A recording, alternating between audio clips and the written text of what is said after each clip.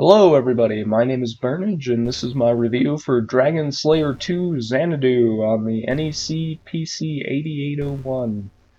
In Xanadu, you fight monsters to get gold so you can buy keys to open doors and towers, so you can fight more monsters and get more gold to buy more keys to open more doors and towers, so you can...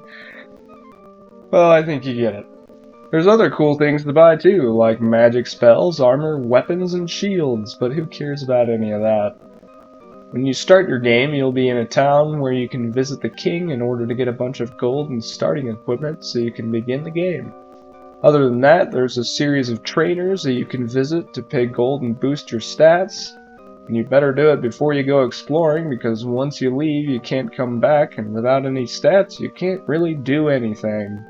0 strength means you can't swing a melee weapon, 0 intelligence means you can't cast spells, 0 dexterity means you can't open chests, and 0 wisdom means you can't use items.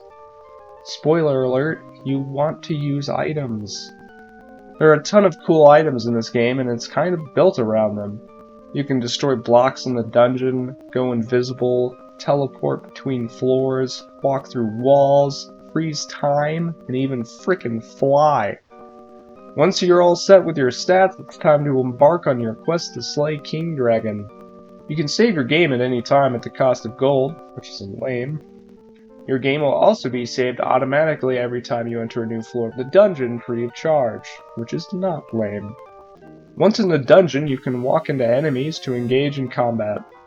All this does is bring you into a combat mode where you're placed in a small area to fight anywhere from 1 to 9 monsters of whatever it was that you ran into.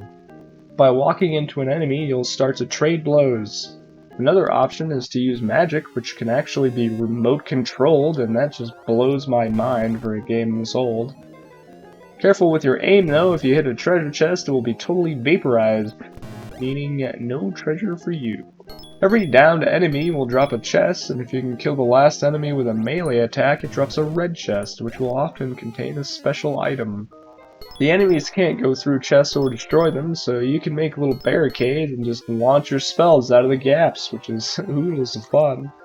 Make sure you loot all the chests before you leave, because once you've left the battlefield, anything left behind is lost forever. Unless it's bad guys. They're always there for you. Makes them sound not so bad after all, huh? Chests pooping when you run can be an issue early on, as you will probably accidentally run away from battle every now and then just while running around the battlefield and touching the edge of the screen. So pay attention to the edge of the screen and try not to get too close. Running away from battle is instantaneous, so there is no time to react if you accidentally hit the edge. As you explore the dungeon, you'll start to notice there's a little bit of a platform aspect to this game. For starters, after 3 consecutive jumps, you'll start to jump an extra block higher. You can also do this weird thing where you change direction mid-air. It seems like once in the air you get 1 more movement, as long as you don't move in the same direction as the move that put you in the air. You don't need that sentence cleared up, right? Kidding.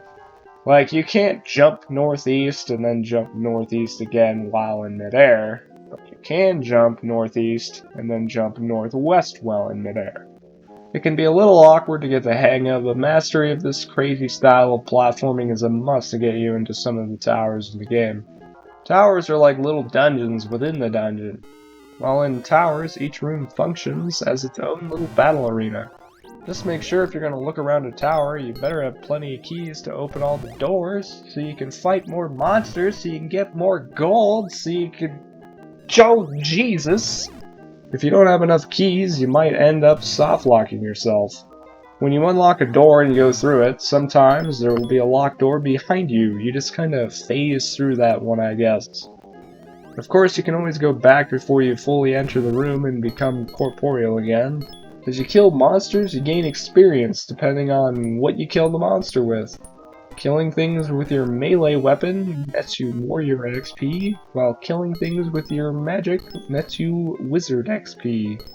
Once you've acquired enough XP, you can visit a temple to level up. A wizard level increases your wisdom, intellect, and magic resist.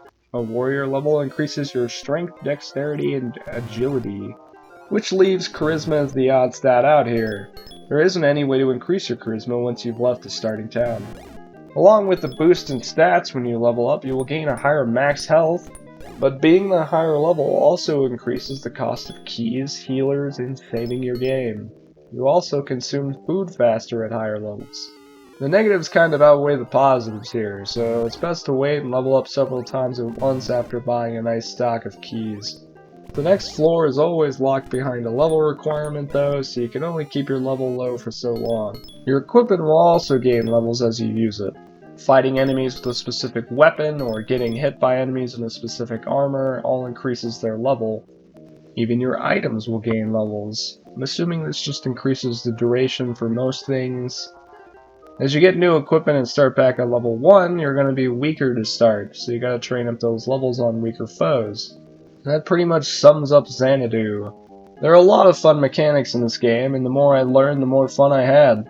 It's not without issues though, far from it in fact. The maximum food you can buy at one time is 990, but by the end of the game I wasn't comfortable unless I had at least 100,000.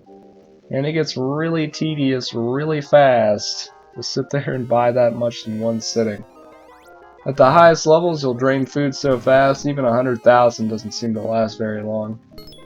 Also, every time you load your save, it puts you back on level 1, so get used to the run back up the levels, so you're going to be doing that a lot. Just another way to blow through all that food, so you can hang out at the food store buying more food from the big guy ripped right out of the Ultima manual. Plus the cost of saving isn't a minuscule amount or anything. You pretty much lose the chance to buy a key with every save. There's so many soft locks in this game, it can be a little irritating. Of course, the game is designed that way on purpose. So many of the items can get you out of these soft locks by busting through walls, or going through them, or just flying out of the pit you fell in. And if you run out of all these items, you can get out by just saving and starting back at level 1. Then you get to make that oh so lovely run back. There's also a karma system which might blindside you out of nowhere if you weren't prepared. There are a few enemies in the game that are considered good guys, and if you kill them, you'll get karma. If you have karma, you can't level up, which in some cases might keep you from being able to progress. You can remove karma with poison, but there's only so much poison in the game, so it's not exactly a good remedy to the situation. Of course, the easy way is to just never kill them in the first place, or reload your game after you notice you have some karma. Sometimes good monsters will block your path, but you can enter combat with them and then just run to the other side and then run away to get across. The Dragon Slayer sword is the only way to kill the final boss to beat the game, but it starts out weak and stays weak against anything that isn't the King Dragon, so leveling it up is a real problem. Might be possible to kill the boss without it, but I don't want to be the guy to test out that 2-hour battle. I don't think you need a lot of levels in the Dragon Slayer to be able to kill the boss, so as long as you didn't completely scour the map for all of its resources right before you got the sword, you should be fine. This isn't just a problem with the Dragon Slayer sword either though. The best armor and shield in the game are also found in the end, making it really tough to get some levels into them if you weren't prepared. Not only for the lack of monsters, but also because you'll be incredibly weak at first. Most of these issues that I bring up won't cost you to have to restart your game, and the ones that will can be worked around unless you really messed up and then saved your game. So despite all of its issues, I still think it's a really fun game and super innovative for its time. The selection of unique usable items alone is reason enough to play this game. Once I got used to the platforming, I really enjoyed some of the harder platforming sections. I also forgot to mention there are invisible warp spaces all over the dungeon, so just figuring out how to navigate each floor can be kind of fun. But most people will probably put that in the list of reasons not to play this game section. I think everyone who likes really old RPGs should check it out, even if they don't go all the way to the end. Just know that this game was only released in Japan, so it might be a little rough to get started. But I think it's well worth putting time into just to play it. Let me know what you think about Dragon Slayer 2 Xanadu in the comments. Thanks for watching, like and subscribe or the King Dragon's gonna get you, and I'll see you in the next video.